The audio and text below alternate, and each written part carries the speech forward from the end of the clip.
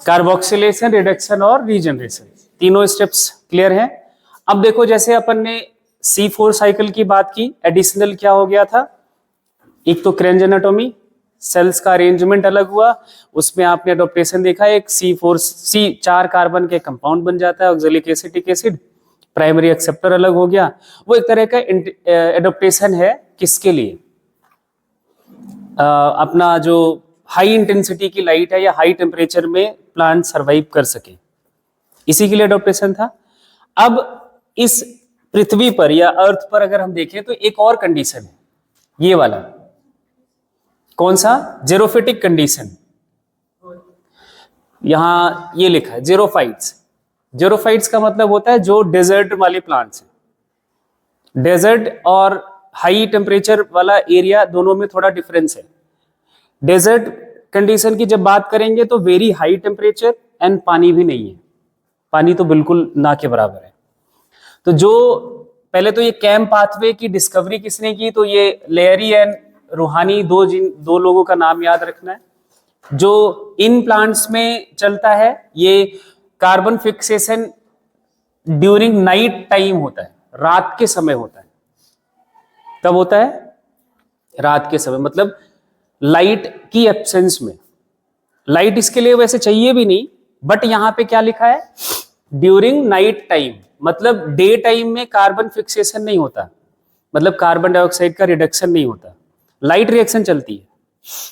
क्या चलेगी, light reaction चलेगी। लाइट रिएक्शन का जो प्रोडक्ट है वो बनेगा किसमें, एक फैमिली का नाम याद रख लो, क्रैसुलेसी फैमिली।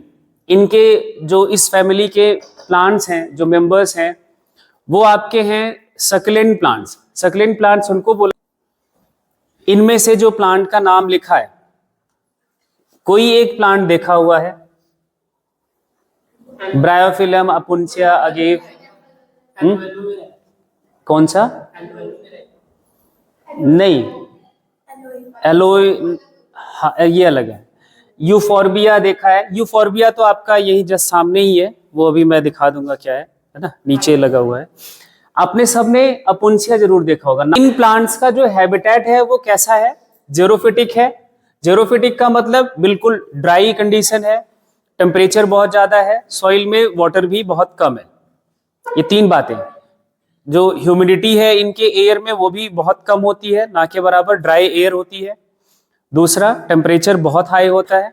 तीसरा, पानी में जो सॉइल है उसमें पानी भी कम होता है, बहुत कम होता है। ठीक है, इन प्लांट्स को बोला जाता है कैम प्लांट्स, और ये इस क्रैसुलेसी फैमिली से बिलोंग करते हैं, इसलिए इसका देखो एक और नाम रखा गया है इस साइकिल का, क्रैसुलेसियन एसिड मेटाबॉलिज्म। क्या बोलते हैं, क्रैसुलेसियन एसिड मेटाबॉलिज्म। एसिड वर्ड इसलिए रखते क्योंकि ऑक्सैलोएसिटिक एसिड बनता है। दूसरा, डार्क CO2 फिक्सेशन, एक वर्ड है डार्क CO2 फिक्सेशन, क्योंकि ये जो इनमें डार्क कार्बन डाइऑक्साइड का फिक्सेशन होता है वो ड्यूरिंग नाइट टाइम होता है, तो डार्क CO2 फिक्सेशन भी बोल दिया जाता है। कैम पाथवे इसलिए इसका शॉर्ट फॉर्म है, ये C और इसका A और ये M, क्रैसुलेसियन एसिड मेटाबॉलिज्म कैम का पूरा नाम है। ठीक है, तो ये वर्ड क्यों यूज करते हैं वो ध्यान रखना। सक्लेंट्स और CAM plants are characterised by scoto active stomata. इन प्लांट्स की सबसे जो आपको बात अभी समझनी है वो ये फीचर समझना है, स्कोटो एक्टिव स्टोमेटा इनके पास होता है। स्टोमेटा वैसे नॉर्मली हमने जो पढ़ा है कि दिन के टाइम ओपन होता है और रात के टाइम बंद हो जाता है, क्योंकि फोटोसिंथेसिस होता है, ग्लूकोज बनता है गार्ड सेल में, और गार्ड सेल टर्जिड हो जाता है, स्टोमेटा ओपन, और जब रात होता है तो फोटोसिंथेसिस नहीं होता है ना, और ग्लूकोज नहीं बनता तो गार्ड सेल टर्जिड नहीं रहता, तो स्टोमेटा बंद हो जाता है। यहां स्कोटो एक्टिव स्टोमेटा का मतलब होता है ये जस्ट उल्टा चलता है। नॉर्मल प्लांट्स में डे टाइम में स्टोमेटा ओपन, नाइट टाइम में क्लोज रहता है।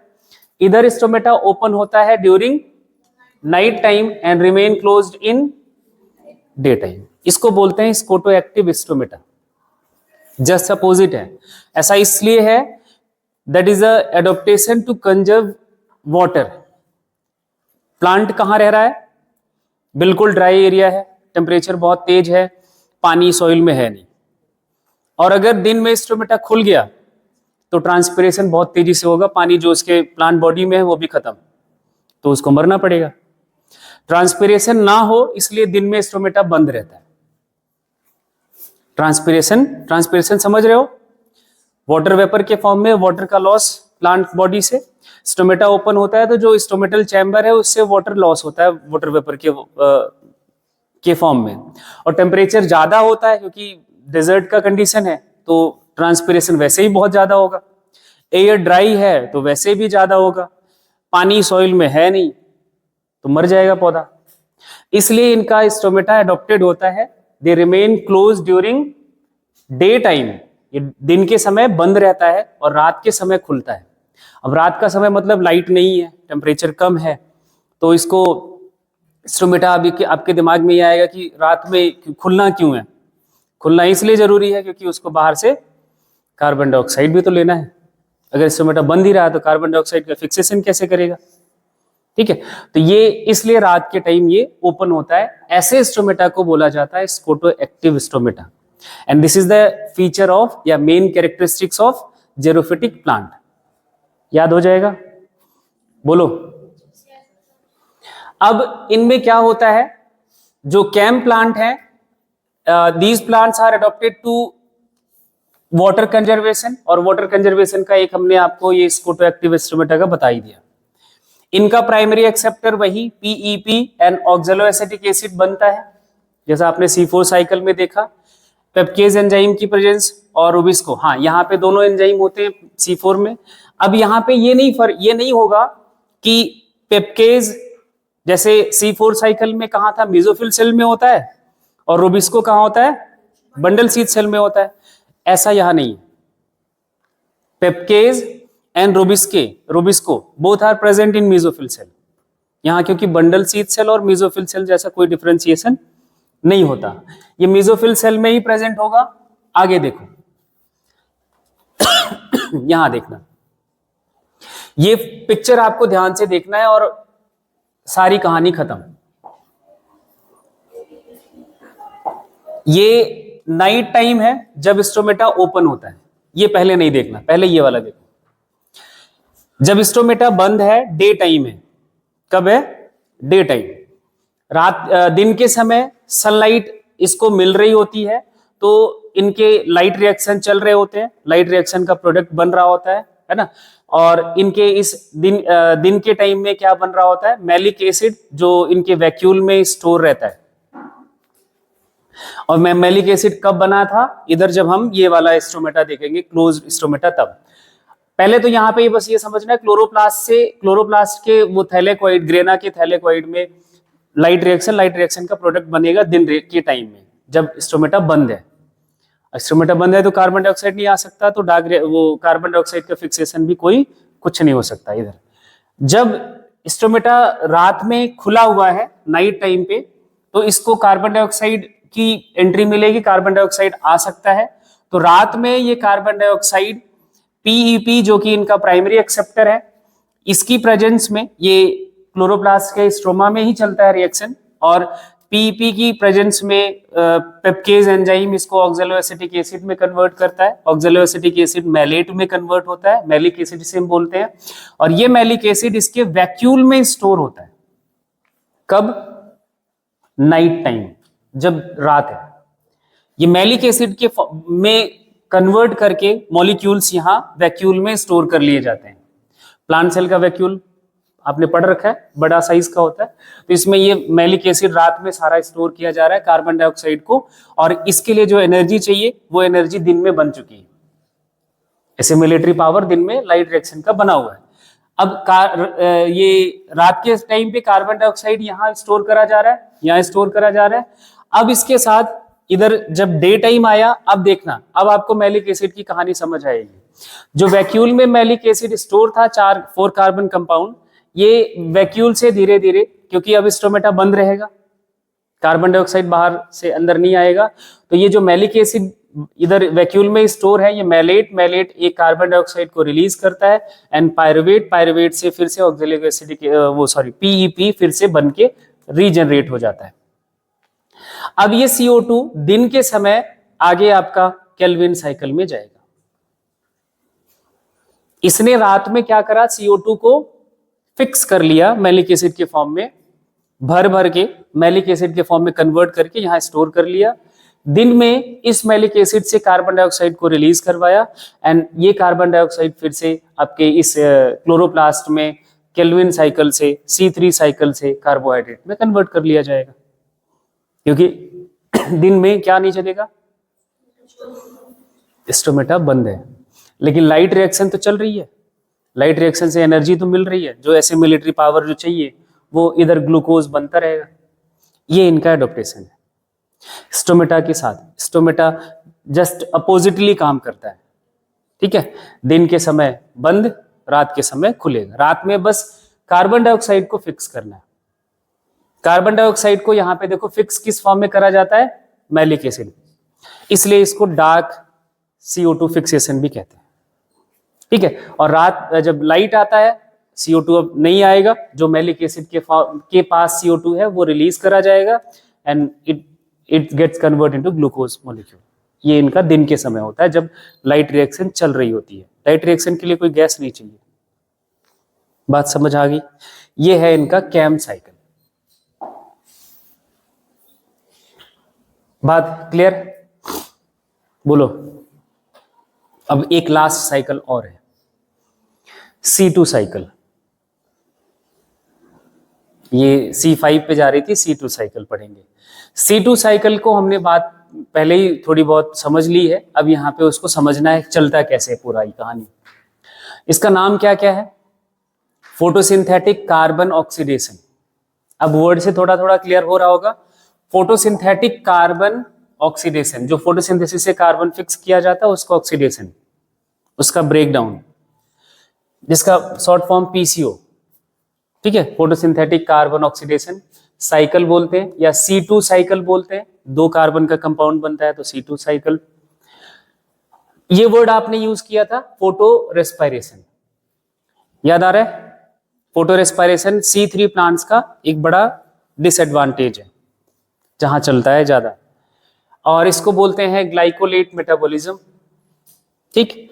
इस साइकिल में 3 सेल ऑर्गेनेल इन्वॉल्व होते हैं। कितने सेल ऑर्गेनेल? 3। अभी फोटोसिंथेसिस में आपने क्या देखा, सिर्फ एक क्लोरोप्लास्ट। यहां 3 सेल ऑर्गेनेल इन्वॉल्व है। कौन कौन से? पहला सेल ऑर्गेनेल आपका क्लोरोप्लास्ट, दूसरा पैरोक्सीसोम, तीसरा माइटोकॉन्ड्रिया। एक तो सवाल यही है, C2 साइकिल में कितने सेल ऑर्गेनेल इन्वॉल्व होते हैं? तीनों, क्लोरोप्लास्ट, पैरोक्सीसोम और माइटोकॉन्ड्रिया। अब देखो क्या होता है, ये रोबिस्को की कहानी आपने पढ़ रखी है ना। रोबिस्को क्या होता है, हाई इंटेंसिटी ऑफ लाइट में, या जब कार्बन डाइऑक्साइड का कंसेंट्रेशन थोड़ा कम होता है, ऑक्सीजन का बढ़ता है, तो ये ऑक्सीजनेज का भी काम करने लगता है। क्या करने लगता है? ऑक्सीजनेज का भी काम करने लगता है। तो ये क्या करता है, 2 मॉलिक्यूल RUBP के, RUBP कितने कार्बन का कंपाउंड था? 5। ये एक इनका ऑक्सीजन इसको कन्वर्ट कर देता है, इसको एक्चुअली ब्रेक कर देता है। जो केल्विन साइकिल का मॉलिक्यूल था, RUBP कहाँ था? केल्विन साइकिल का प्राइमरी एक्सेप्टर ऑफ CO2 था। अब ये ऑक्सीजन इसको फॉस्फोग्लिसरेट में ब्रेक कर देता है, जो कि 2 कार्बन का है, प्लस 2 कार्बन का, और ये 2 मॉलिक्यूल PGA का बना देता है, जो कि 3 कार्बन का है, ठीक है। तो कितने हो गए? 3 कार्बन के 2 मॉलिक्यूल, 6 कार्बन, और आपके फॉस्फोग्लिसरेट 2 मॉलिक्यूल, तो 2 कार्बन के 4 कार्बन। RUBP कितने कार्बन का? 5, इसके 2 मॉलिक्यूल, तो मतलब 10 कार्बन, तो 4 और 6 ये भी 10 कार्बन। तो 10 कार्बन की कहानी समझ आ गई, ठीक है। अब ये जो ग्लाइकोलेट बना, फॉस्फोग्लाइकोलेट जो बना, ये पंप कर दिया जाता है इस पैरोक्सीसोम के पास, जो इसी के पास सेल ऑर्गेनेल है, सेल के पास पैरोक्सीसोम भी होते हैं। अब ये ग्लाइकोलेट को ऑक्सीजन का इस्तेमाल करके फिर से ग्लाइऑक्सिलेट में प्लस हाइड्रोजन पेरोक्साइड बनाया जाता है। हाइड्रोजन पेरोक्साइड एक टॉक्सिक केमिकल है और पेरोक्सीसोम का काम यही होता है कि इसको वाटर और ऑक्सीजन में ब्रेक कर देना। ये पेरोक्सीसोम अपना करता है, इसका फर्दर ब्रेक डाउन वाटर में प्लस ऑक्सीजन में। अब ये ग्लाइऑक्सिलेट जो है आपका फिर से इधर एमीन ग्रुप का यूज करेगा ग्लाइसिन में, एंड ग्लाइसिन पंप कर दिया जाता है माइटोकॉन्ड्रिया के पास। माइटोकॉन्ड्रिया में ग्लाइसिन से ये सारा कुछ ब्रेक होके, जो कि 2 कार्बन का कंपाउंड है, 2 मॉलिक्यूल होता है तो 4 कार्बन, इनसे एक CO2 यहाँ रिलीज कर दिया जाता है, तो ये 3 कार्बन का एक कंपाउंड सेरीन बन जाता है, और एक NADH जो कि एसिमिलिटरी पावर है। माइटोकॉन्ड्रिया का काम यही होता है, power house of the cell कहा जाता है। सेरीन फिर से इधर आया पेरोक्सीसोम के पास, हाइड्रोपायरुवेट 3 कार्बन का, ग्लिसरेट 3 कार्बन का कंपाउंड, फिर से ये ग्लिसरेट पंप कर दिया जाता है क्लोरोप्लास्ट के पास। अब ये ग्लिसरेट को फिर से कन्वर्ट किया जाता है PGA में, and PGA is the intermediate compound of C3 cycle. ये हमने पहले ही पढ़ रखा है। तो ये क्या चल रहा है, RUBP का ऑक्सीडेशन। जो होना क्या चाहिए था, अगर यहां CO2 आता था तो यही RUBP इसको एक्सेप्ट करा के ग्लूकोज बना देता था, ये सब चलता था। अब क्या हो रहा है, RUBP का मॉलिक्यूल ही ऑक्सीडाइज हो जा रहा है, इसलिए इसको बोलते हैं फोटो रेस्पिरेशन। और ये तभी चलता है जब लाइट इंटेंसिटी हाई होती है, जब रेट ऑफ फोटोसिंथेसिस काफी हाई होता है। ऑक्सीजन प्लांट में बहुत ज्यादा बनने लगता है, ऑक्सीजन कार्बन डाइऑक्साइड का जो रिस्पेक्टिव कंसेंट्रेशन है वो जब कम हो जाता है कार्बन डाइऑक्साइड का, तब ऐसा चलने लगता है। रोबिस्को ऐसा करता है, इसको बोलते हैं C2 साइकिल, फोटो रेस्पिरेशन। अब इनके लिए स्टेटमेंट्स क्या देखो, light dependent Uptake of oxygen, light dependent Uptake of oxygen, light की डिपेंडेंसी चाहिए। लाइट का मतलब हाई इंटेंसिटी की लाइट जब तक नहीं होगी तब तक ऑक्सीजन का अपटेक नहीं होता। And release of CO2, mitochondria में देखो आके एक CO2 का मॉलिक्यूल बनने लगता है, CO2 बनाने लगते हैं। In green cells of C3 plants, ये सिर्फ C3 प्लांट्स का प्रॉब्लम है, इसलिए उनकी प्रोडक्टिविटी कम हो जाती है। And called photorespiration, and this process creates an important difference between C3 and C4, ये हमने पहले डिस्कस कर लिया है। And occurs in chloroplast, peroxisome and mitochondria, तीनों सेल ऑर्गेनेल्स इसमें इन्वॉल्व होते हैं। इसमें रोबिस्को का एक दूसरा आपको कैरेक्टर देखने को मिलता है। Rubisco characterized by the fact active site can bind, देखो यहां पे ध्यान से सुनना, रोबिस्को एक एंजाइम है, इसके एक्टिव साइट से कार्बन डाइऑक्साइड एंड ऑक्सीजन दोनों बाइंड कर सकता है, हेंस इसका नाम ही ऐसा रखा गया है रुबिलोज, हाँ ना, बिसफॉस्फेट कार्बोक्सिलेज एंड ऑक्सीजनेज, ठीक है। And this binding is competitive. अब कॉम्पिटिटिव इनहिबिशन याद करो, एंजाइम में पढ़ा था। कॉम्पिटिटिव इनहिबिशन में क्या होता है कि एक मॉलिक्यूल दूसरे को कॉम्पीट करता है ना, कि कोई एक एंजाइम है जिसके पास एक्टिव साइट एक है, और इस एक्टिव साइट से नॉर्मली हमारा CO2 बाइंड करता है, और O2 क्या करता है, इसके साथ कॉम्पीट करता है और कार्बन डाइऑक्साइड के साथ, और इस एक्टिव साइट से बाइंड करता है। जब तक CO2 का कंसेंट्रेशन पार्शियल, यहाँ पे प्रेशर बोलना चाहिए, वो ज्यादा रहता है, इसका कम रहता है, तो कंपटीशन में यही जीतेगा। और जब इसका पार्शियल प्रेशर ज्यादा और इसका कम, तो कंपटीशन में ये जीतेगा। तो रोबिस्को तो वो तैयार है, एक्टिव साइट उसके पास दोनों के लिए सेम है, यहाँ से कार्बन डाइऑक्साइड भी आके जुड़ सकता है, ऑक्सीजन भी जुड़ सकता है। इन दोनों की कंपटीशन में जो जीता वो जाके जुड़ेगा। तो ये कॉम्पिटिटिव इनहिबिशन होता है। किसका एग्जांपल, ये ध्यान रखना, it is the relative concentration of oxygen and CO2 that determines the which of two will be bind to the enzyme. इनका रिलेटिव कंसेंट्रेशन कैसा होगा, कार्बन डाइऑक्साइड का ज्यादा तो कार्बन डाइऑक्साइड बाइंड करेगा, ऑक्सीजन का ज्यादा तो ऑक्सीजन बाइंड करेगा, इस पर डिपेंड करता है। यूजुअली जो रोबिस्को है has much greater affinity for CO2 than oxygen. Rubisco का एक फेवर कार्बन डाइऑक्साइड के ये लिए है कि भाई हम तेरे साथ जल्दी भाग चलेंगे, ठीक है, उसकी एफिनिटी थोड़ी ज्यादा है। और इसी का देखो ऐसा क्यों है, इसका नेचर में बड़ा भी ये बहुत अच्छा वो आपको समझ आना चाहिए। अगर एयर में देखोगे तो इसका CO2 का कंसंट्रेशन कितना होता है, 0.03% है, जो अपन हम एयर में कंपोजिशन वाइज देखें, और ऑक्सीजन का 21% के आसपास होता है। अगर वो ऑक्सीजन के साथ एफिनिटी दिखाता तो भागता ही रहता, तो कार्बन डाइऑक्साइड तो बेचारा इससे तो बहुत पीछे है ना। तो इसलिए कार्बन डाइऑक्साइड के साथ रोबिस्को की एफिनिटी ज्यादा रखी है नेचर में। एंड कंडीशंस क्या है फोटो रेस्पिरेशन के लिए, एक तो हमने कई बार डिस्कस कर लिया है, हाई लाइट इंटेंसिटी, दूसरा हाई ऑक्सीजन लो CO2। बात क्लियर हो गई। कार्बन डाइऑक्साइड का कंसेंट्रेशन जब लो हो जाता है उसके साथ क्या O2 का कंसेंट्रेशन ज्यादा हो जाता है, तभी चलता है ये। एंड हाई टेम्परेचर, जब इंटेंसिटी ज्यादा है तो टेम्परेचर हाई हो ही जाता है, ठीक है। And internal CO2 concentration is always remain almost constant around the Robisco, but internal oxygen concentration is variable। ये बड़ा इंपॉर्टेंट स्टेटमेंट है। जो लीफ का इंटरनल टिश्यू मेसोफिल जिसे सेल हम बोल रहे हैं, वहां पे CO2 का कंसंट्रेशन एक जैसा रहता है, वो नहीं चेंज होता, लगभग एक जैसा रहता है। बस चेंज होता है क्या है, ऑक्सीजन का कंसंट्रेशन। ऐसा क्यों बोल रहे हैं, आई थिंक आपके दिमाग में ये बात क्लियर हो जानी चाहिए। CO2 इंटरनली प्लांट के टिश्यू में उतना ही बनेगा जो प्लांट सेल्स का जिस रेट से वो अपने कार्बोहाइड्रेट को ब्रेक कर रहा होगा। जो सेल का रेस्पिरेशन है, जो सेलुलर रेस्पिरेशन है, उसी से कार्बन डाइऑक्साइड बनता है, तो उनके सेल के चारों तरफ उतना ही कार्बन डाइऑक्साइड हमेशा बनता रहेगा। भाई जो प्लांट की रिक्वायरमेंट ऑफ एनर्जी है वो लगभग हमेशा एक जैसी रहती है, तो रेट ऑफ रेस्पिरेशन भी एक जैसा रहता है, तो प्रोडक्शन ऑफ CO2 भी तो एक जैसा रहेगा।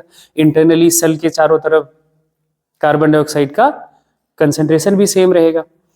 अब ऑक्सीजन के बारे में सोचो, रात हो गई, लाइट नहीं है, लाइट रिएक्शन नहीं चलेगी, ऑक्सीजन नहीं बनेगा, तो वो एटमॉस्फेरिक ऑक्सीजन पर डिपेंडेंसी हो गई। तो जो स्टोमेटा के थ्रू गैसेस एक्सचेंज हो पाएगा वही ऑक्सीजन जाएगा। अब दिन सोचो, लाइट है, लाइट रिएक्शन चल रही है। अब तो लाइट रिएक्शन जब चल रही है तो उसका सेल तो खुद ऑक्सीजन बना रहा है, नहीं? तो दिन के समय ऑक्सीजन का कंसंट्रेशन जो प्लांट टिश्यू है उनके सेल्स के चारों तरफ ऑक्सीजन का कंसंट्रेशन बढ़ जाता है, और इवन रेट ऑफ फोटोसिंथेसिस बढ़ेगा तो ऑक्सीजन कंसंट्रेशन भी बढ़ेगा, क्योंकि लाइट रिएक्शन जितनी तेज चलेगी उतना ज्यादा ऑक्सीजन इवॉल्व होगा, और यही तेज चलने का रिजल्ट है। तो हमें आपको ऑक्सीजन तो मिल रहा है। एटमॉस्फेयर में ऑक्सीजन कौन ऐड कर रहा है, यही तो ऐड कर रहे हैं। तो बात समझ आ रही है। ऑक्सीजन का कंसंट्रेशन इंटरनली चेंज होता है, कार्बन डाइऑक्साइड का नहीं। तो ये ऑक्सीजन जाके उससे कंपीट करता है कार्बन डाइऑक्साइड के साथ। बात क्लियर हुई? चलो, due two variable rate of light reaction, ये इसका एक ही बड़े छोटे स्टेटमेंट में आपको जवाब दे दिया गया है। जो लाइट रिएक्शन है उसका rate of light reaction variable होता है। जैसे बिल्कुल मॉर्निंग में rate of light reaction slow होता है, धीरे धीरे बढ़ता है, जैसे जैसे लाइट बढ़ती है इंटेंसिटी बढ़ती है, तो वो जब बहुत ज्यादा हो जाता है तो जस्ट उल्टा होने लगता है। तब तक मतलब इतना बढ़ जाता है कि ऑक्सीजन बहुत ज्यादा बनने लगता है, तो वही ऑक्सीजन उसके कार्बन डाइऑक्साइड से कंपीट करने लगता है, तो रोबिस्को पागल हो जाता है, तो वो भागने लगता है ऑक्सीजन के साथ। ये चलता है।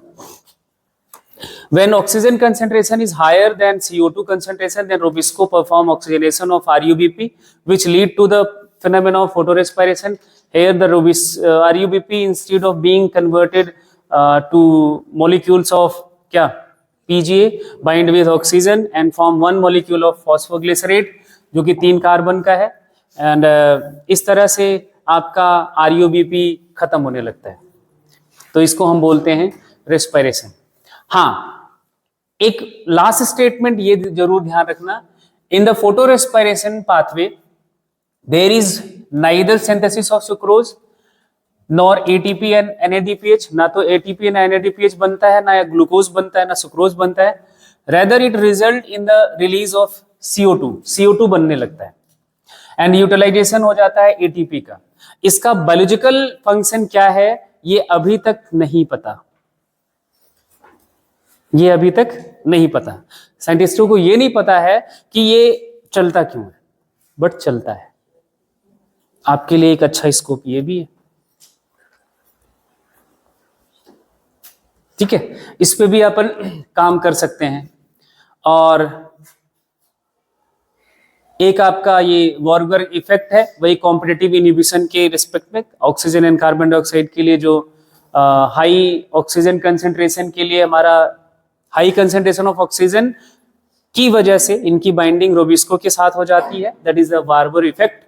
और ये bacterial photosynthesis and plant photosynthesis में डिफरेंसेस एक बार पढ़ के आना, ये आप